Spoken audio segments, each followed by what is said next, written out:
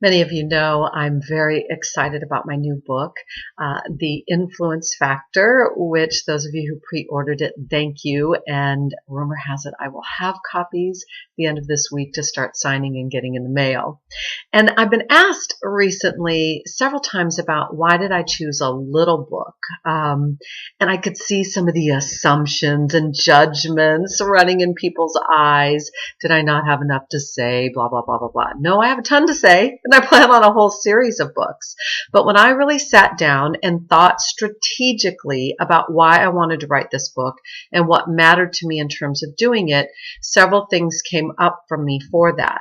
And one of them was thinking about my own process of reading books and ones that I actually finish reading and remember and often refer to and reread versus ones that I never finish, that collect dust, that I only get a few chapters through.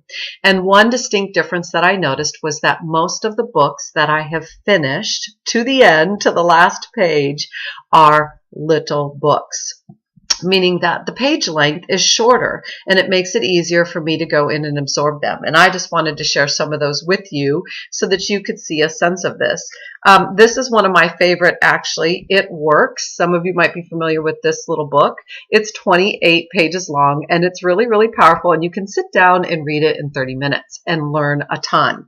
Here's another one of my favorites. It's the longest probably of all of them, The Slight Edge. I quote Jeff Olson all the time, and actually thank you to my publisher for this gift because it's one of my favorite books. It's 150 pages long. This one, I bet many of you love this one, right? Gary Vaynerchuk's book.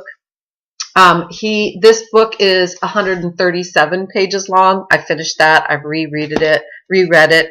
That's a good sentence, huh?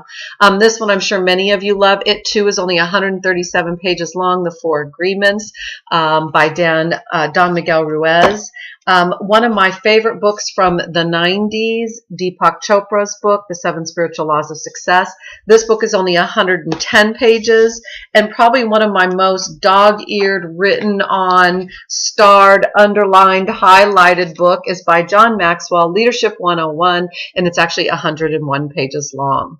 So what is my point? Sometimes little things can pack a powerful punch. And the funny thing is, this is a philosophy that I teach when I teach people about marketing and branding and messaging.